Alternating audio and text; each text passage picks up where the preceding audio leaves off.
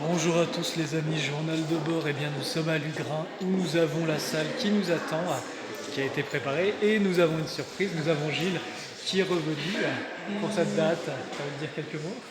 Eh ben, en est parlant de la Suisse, c'est que plein d'énergie.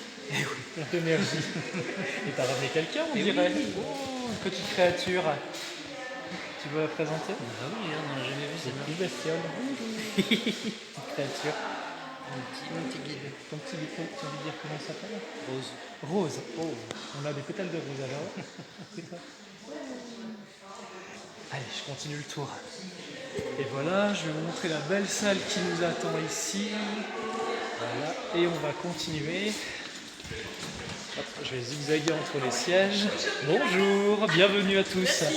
Bienvenue, bienvenue. Alors, nous avons l'équipe qui commence à... Nous avons l'équipe qui commence à déballer tout le matériel, tout ce qui reste. Coucou tout le monde, vous voulez dire un mot ou pas? Dis-moi un petit mot. Moi je suis vraiment content d'être ici à Lugrin, je sens que ça va être une belle date avec, comme on disait, la nature qui est magnifique tout autour. Naïs, tu veux dire un mot? Et puis moi j'ajouterais que je suis trop contente parce qu'aujourd'hui l'équipe elle est quasi au complète, on pense aussi à Patricia. C'est ça. Et voilà, super, on est reposé et prêt pour cette conférence. Génial, t'as envie de dire un mot? Oui, coucou. Bon, on est prêts, on est en train de tout installer là, voilà, donc il n'y a plus qu'à arriver maintenant et voilà, plein de gros bisous. Ouais, Méline, tu veux dire un mot?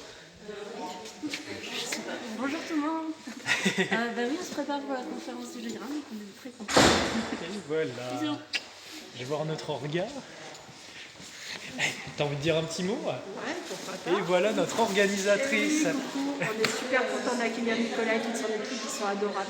On va passer un super moment, ça va être top. Et on a une super organisatrice parce que aussi la salle qu'on devait aller a lâché à la dernière minute. Exactement. Et quelle efficacité. Waouh. Et c'est que ça devait être ainsi, c'était prévu comme ça. C'est toujours pour un mieux. Exactement. Allez, je vous dis à très vite tout le monde et je vous fais une vidéo après la conférence.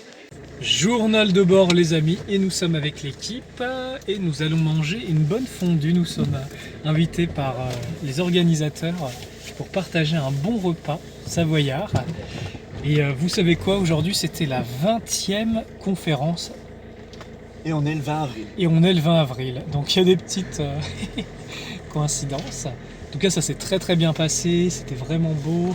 Le public était comme toujours réceptif. Gilles part, là il rentre, il n'est pas resté longtemps avec nous, mais on a pu le voir un petit peu. Et puis voilà, et ben on vous dit à très bientôt. Vous voulez dire un mot chacun ou pas? Non, on est en repos d'après-conférence. Prenez soin de vous les amis, à très vite. Les amis, je vous fais un petit message, regardez, on va manger à cet endroit. C'est quand même drôle, non, la vie? Allez, prenez soin de vous, et nous, la journée se termine. Le sang zéro est indépendant de votre corps. Il est inhérent à votre nature divine. Et ça, comment ça se traduit dans votre vie humaine? Eh bien, c'est un je sais. Vous ne savez pas comment vous le savez, mais vous le savez. Ça vous est arrivé? Et bien ça, c'est inhérent à ce que vous êtes. Sauf que quand vous avez votre je sais, votre intuition en fait, qui arrive ici, ben, il y a tellement de hasard que vous ne pouvez pas le reconnaître. Voire même il y a des trucs qui vont dire ah mais non, je suis pas sûr, ah mais c'est pas comme ça, il y a la mise en doute, et le sabotage, vous savez, le sabotage intérieur de oh là j'ai envie de faire ça, mais comment je peux pas faire, et ici, ça, il y a plein de raisons. C'est ça. Par contre, si ça arrive ici, imaginez c'est comme une goutte de lumière qui arrive dans un lac d'huile. Et ben, c'est comme un éléphant dans un couloir, vous ne pouvez pas le louper. Ça, vous voyez tout de suite, et tout de suite, commence à se manifester par un ah oui, j'ai compris, ou alors je sais, ou alors ah tiens, j'ai une vision. Parce que c'est calme ici. Donc ça, c'est très pratique. Un autre effet, c'est aussi que ça va stabiliser votre émotionnel. Votre sphère émotionnelle, pour tous les autres sens, ça va stabiliser cette sphère-là. Une pensée induit une émotion. Une émotion induit une pensée. Donc c'est pour ça que parfois, je sais pas, nous arrive un événement dans la vie, et tout d'un coup, notre pensée s'emballe, on se dit oh là là, j'ai peur, il pourrait se passer ça, et on a encore plus peur, et on pense encore plus. C'est comme un cheval qui s'est emballé et qui court en faisant des sauts dans un champ, c'est pareil. Donc si on fonctionne comme ça de façon décoordonnée, comment est-ce qu'on peut créer des causes qui vont avoir des conséquences positives? C'est pas possible en fait, parce qu'on n'est pas centré, aligné, conscient et stable. Et on ne peut pas fonctionner avec les autres harmonieusement, on va toujours être ah, m'énerve, ou ah non, je veux pas, lui. Vous voyez, ce genre de choses. Alors que là, eh ben non, ça va créer un centrage. Bien connecté à la Terre encore. Ça va créer un centrage. Donc ça veut dire, dans les événements de la vie, vous allez être calme ici, calme là, centré. Vous allez pouvoir prendre des décisions éclairées parce que vous avez accès à votre je sais, à la connaissance, à l'inspiration. Et vous allez créer des actes qui vont avoir des conséquences bénéfiques. Et c'est là que vous prenez les bonnes lignes de temps. Votre ligne de temps individuelle et personnelle à vous. Voire même beaucoup plus, parce que si vous écoutez vraiment ça à l'intérieur, vous créez encore mieux, une ligne de temps encore mieux que ce que vous avez créé à la base. Et ça, c'est un autre sujet. Qu'est-ce que je peux vous dire d'autre? Voyons. Ah là là, Nicolas, mais j'en ai marre, les êtres humains, ils comprennent rien, ils sont nuls. Moi, je veux me casser, je veux rentrer à la maison. Je prends son accent un peu. Et moi, je lui dis, mais non, tu vas pas partir, t'as fait tomber ton pain dans la fondue. Hein, gars, tu pars pas. Vous savez, c'est les premières vagues, quand on a, comme ça, les premières vagues qui sont venues éveiller l'humanité. Je fais référence aux 3 vagues de Dolores Cannon.